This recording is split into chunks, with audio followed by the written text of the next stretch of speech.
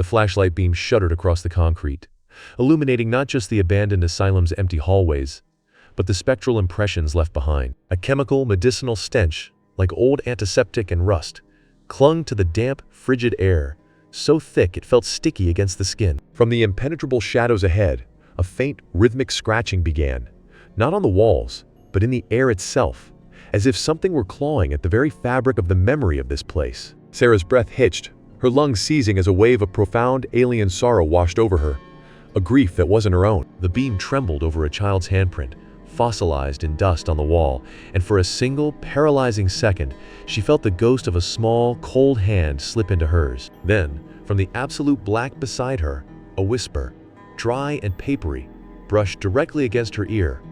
"Don't you remember me?" It wasn't a voice from the present. It was an echo, a psychic scar replaying its final, terrified moment from decades past, now imprinted on the empty space where a person once stood. This is the true horror of the Blackwood Asylum.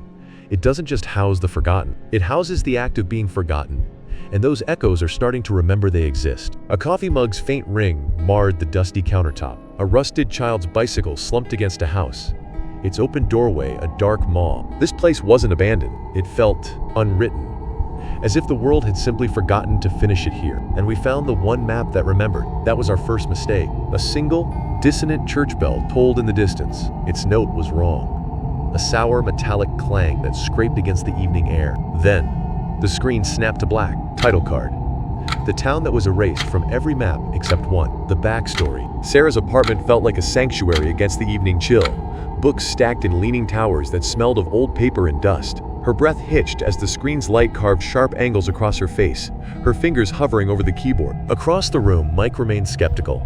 His posture relaxed against the sofa as the apartment's warmth fought the creeping damp of the Chicago night. The probate lawyer's box held mostly mundane tax files, but tucked among them was something different. She unfolded the heavy, weathered paper with deliberate care, its surface crackling faintly with age. A musty scent of old pulp and dust lifted from the creases as the landscape revealed itself. Mike leaned in, his voice dropping to a whisper. "Cool. A map. Let me guess?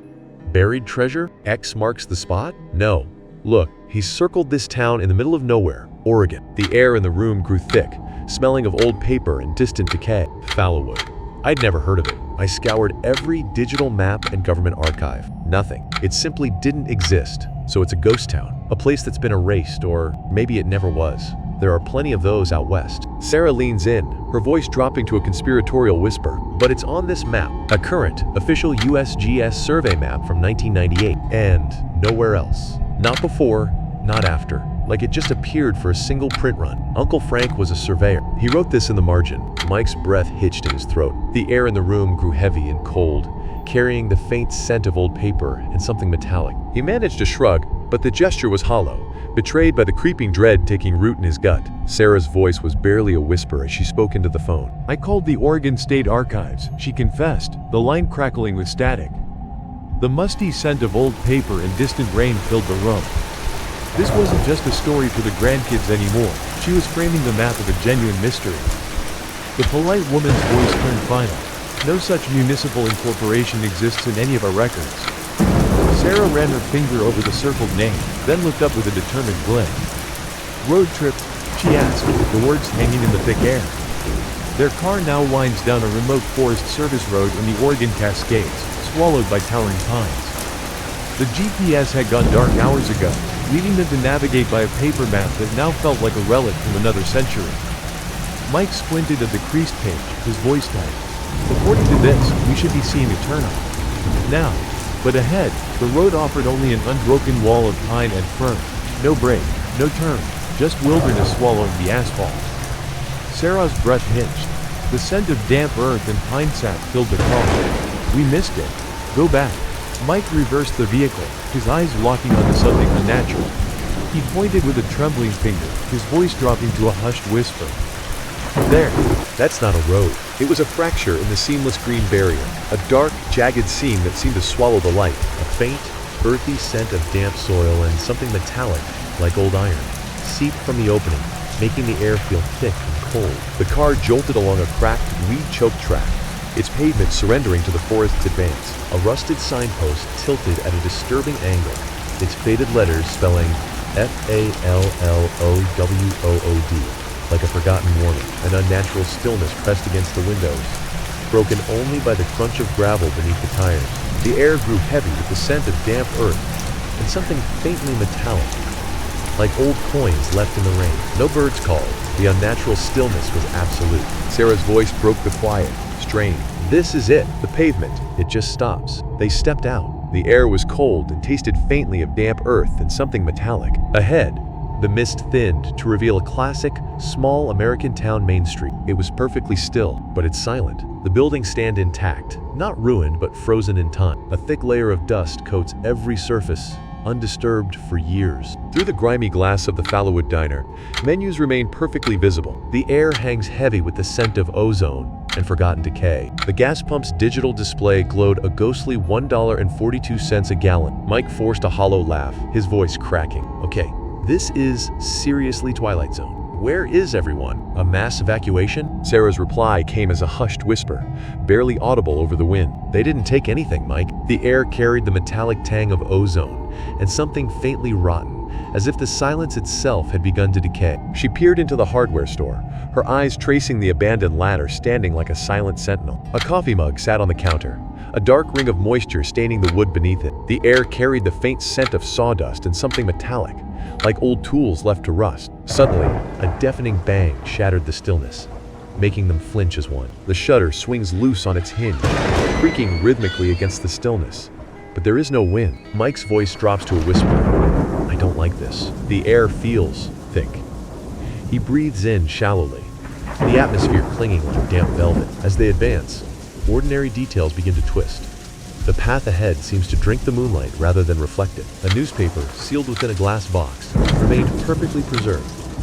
Its date smudged, the text a blur of gray ink, except for the stark headline, All is Well. Nearby, a child's tricycle lay overturned in a front yard, one wheel spinning with a slow, eerie persistence. Sarah halted, the air growing heavy with a metallic scent as a primal dread took hold.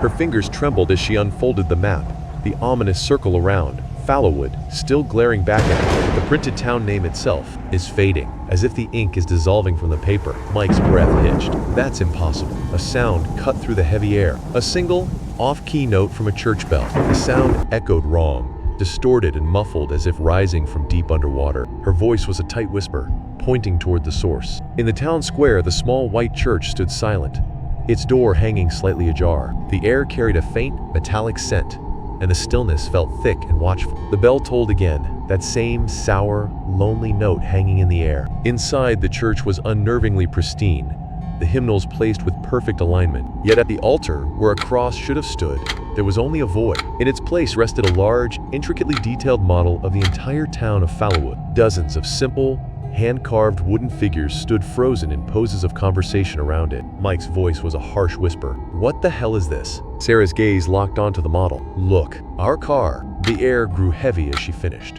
her voice thin. It's on the model. At the edge of the model town sat a perfect, miniature replica of their blue sedan. Behind them, the church door slammed shut with a final, echoing thud. The air grew thick, with the scent of damp stone and old wood. At the back of the church, a tall, impossibly thin figure stood in the shadows, its outline blurring as if struggling to maintain form. It doesn't approach them. It simply observes. A still, malevolent presence. Mike shouts, his voice cracking with a terror he's trying to mask with bravado. Who are you? He demands, the damp air thick with the scent of ozone and decay. What is this place?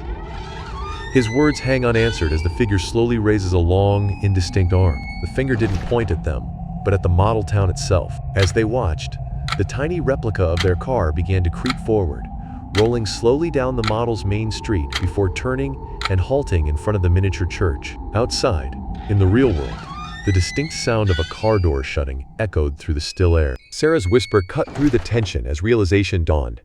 It's not a ghost town. It's a collection. We stepped into a diorama, a perfect miniature world that now contained us. The figure's hand drifted over the landscape, its movements deliberate and unnerving. Its finger descended, stopping just above the tiny church where we now stood. The air grew heavy with the scent of old wood and ozone, a silent threat hanging in the stillness. With slow, deliberate intent, the unseen force pushes the tiny figure of Sarah flat onto the model floor. In the real church, Sarah gasps as a crushing, invisible pressure forces her to her knees, her breath hitching in her throat. Mike bellows, "No!" and, in a desperate lunge, hurls a heavy brass candlestick not at the figure, but directly into the heart of the model town on the altar. The impact shatters the model, sending wooden debris and figures flying, while from the back of the church erupts a sound not of a scream, but a violent, deafening rush of static. The lights flickered violently, casting jagged shadows across the ancient pews. The crushing pressure on Sarah's chest vanished instantly, leaving her gasping in the sudden void. With a splintering crack, the heavy oak doors of the church flew inward, unleashing a wave of frigid, ozone-tinged air. Mike's voice cut through the chaos, raw with a primal urgency. "Run!" Now, they sprinted, lungs burning, the sound of their frantic footfalls echoing back to them from the empty church as they fled for the car. The engine snarled to life, tires screaming as they fishtailed back through the overgrown track onto the deserted highway. They didn't stop driving for an hour, the only sounds being the wipers and their ragged breathing. Late that night, in a generic highway motel room, they sat shell-shocked, the air thick, with the smell of stale coffee and damp clothes. Mike finally broke the heavy silence, his voice a low rasp. "We need to burn that map." Sarah stared at her laptop screen, her face drained of all color. "Mike, I've scoured every database, county records, newspaper archives, 30 years of satellite imagery, and..." Mike's voice was a low whisper in the heavy air. She turned to him, her eyes widening with a new, deeper dread. "Nothing." She nodded slowly, the screen's blue glow casting her face in an eerie pallor.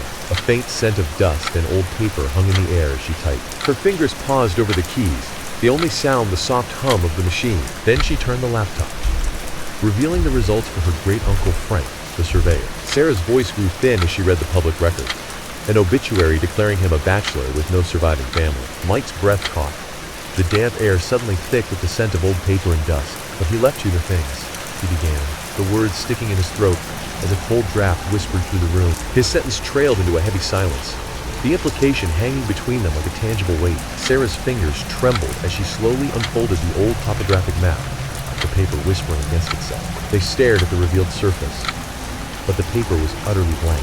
The careful lines of mountains, rivers, and roads had vanished without a trace. The ominous circle they had been following was simply gone, leaving only a profound and unsettling void. The map was just an empty sheet of creamy paper, holding no memory, recording no journey. Sarah stared from the blank page to her own hands, her fingers trembling as if testing their own reality. Her voice was barely a whisper, carrying the weight of existential dread. "If the only map that remembers you forgets, how do you know you ever really left?" The question hung in the stale motel air as the final frame settled on the empty room. The blank map lay undisturbed on the wooden table. On the nightstand, the digital clock's red numerals abruptly reset from 2:17 a.m. to 0000. It emitted a flat, unending electronic beep that pierced the stillness. The screen held on the empty map as the beat persisted, a sterile alarm against the quiet, before cutting abruptly to black.